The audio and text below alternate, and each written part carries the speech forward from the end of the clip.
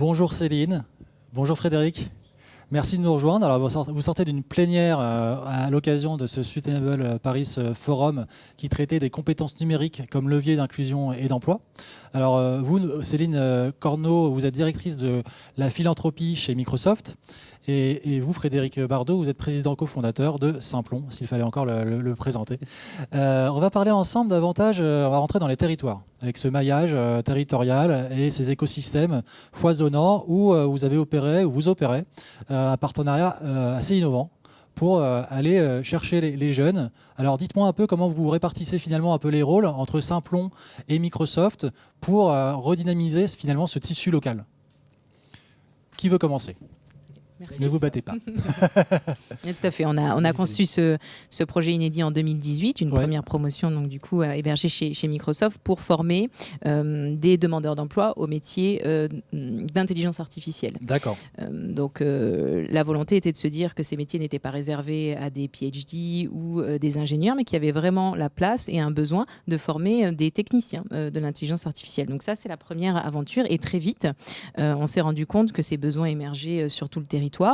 Effectivement, ce qui est important quand on parle d'emploi et d'inclusion, c'est de se dire qu'on ne peut pas calquer un modèle prédéfini, mais qu'il faut vraiment partir des besoins du territoire, de l'écosystème local pour pouvoir démultiplier et déployer des programmes qui font sens et qui ont un impact positif. Donc très vite après cette première école et les retours d'expérience qu'on a pu avoir, on s'est lancé dans cette folle aventure de démultiplier ces écoles sur tout le territoire en partenariat avec les écosystèmes locaux. D'accord. Frédéric, là-dessus, justement, avec le maillage important de Simplon qui se développe encore actuellement, est-ce que tu peux nous en parler, justement, toi, le rôle que tu joues et puis cet échange avec Microsoft, finalement ? Oui, c'est ce qui était intéressant, c'est que nous, on avait déjà des écoles dans les territoires, donc on avait un peu l'habitude de pratiquer les relations avec les régions, les pôles emploi et tous les écosystèmes locaux.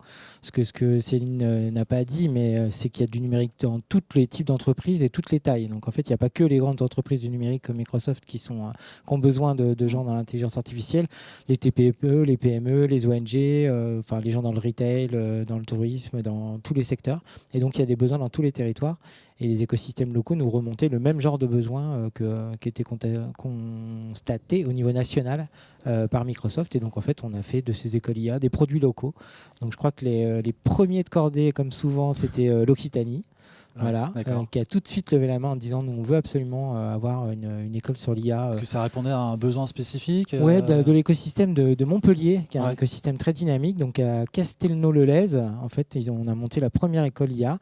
Et après, ça a été un peu une traînée de poudre. En fait, toutes les régions et les écosystèmes se sont dit si c'est possible de former des demandeurs d'emploi au métier de l'IA au niveau Bac+3 et que ça crée des emplois locaux pour les entreprises locales, c'est génial. Parce que là, on va au-delà, il n'y a pas de comparaison à faire nécessairement, mais entre le développeur et l'IA, ce n'est pas nécessairement les mêmes métiers, voire au contraire. Comment tu le situes Parce que historiquement, Simplon, c'est plus vers quel corps de métier ? Sur la programmation, effectivement, parce que c'est le métier le plus en tension du numérique, c'est là où il y a le plus de trous dans la raquette.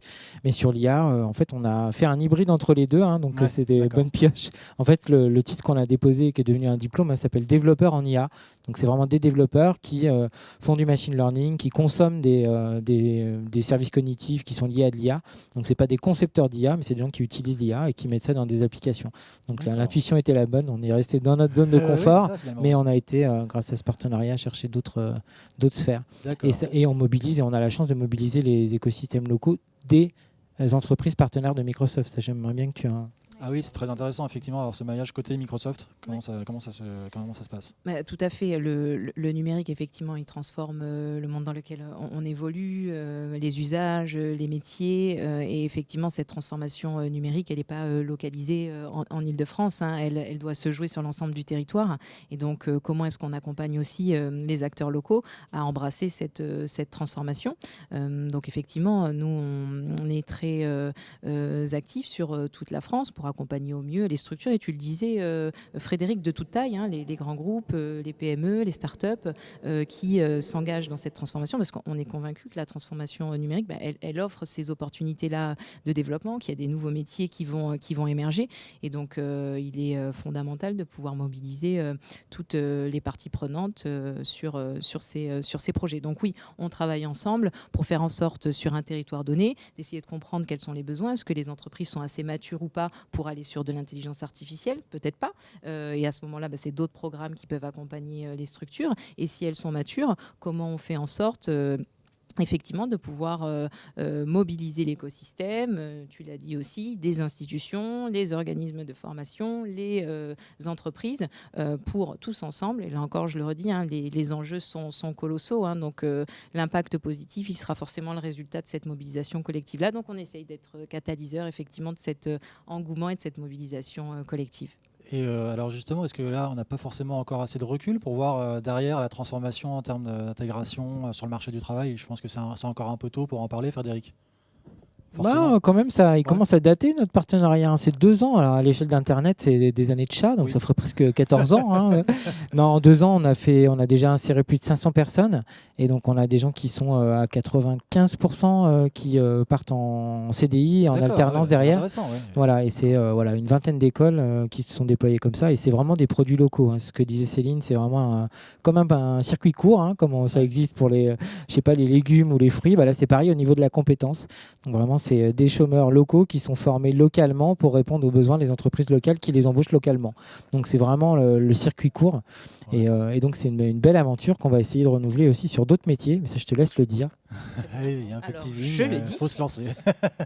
Donc effectivement, sur le parcours de l'école IA, on a une formation qui est intensive de 7 mois qui est suivie d'1 an en contrat de professionnalisation. Donc déjà, l'apprentissage est déjà professionnalisant. Ouais. Exactement. Et on est déjà dans l'emploi, hein, puisqu'on est en entreprise sur des projets et des cas concrets. Donc ça, c'est effectivement fondamental aussi pour accélérer le déploiement. Et sur les métiers d'IA, il n'y a pas de prérequis de diplôme à l'entrée. Toutefois, il faut quand même une appétence pour les mathématiques, parce que quand on parle d'IA, on parle de probabilité, de statistiques. Niveau bac suffisant, donc peut-être que c'est possible pour vous. Et il faut avoir la connaissance au moins d'un premier langage informatique.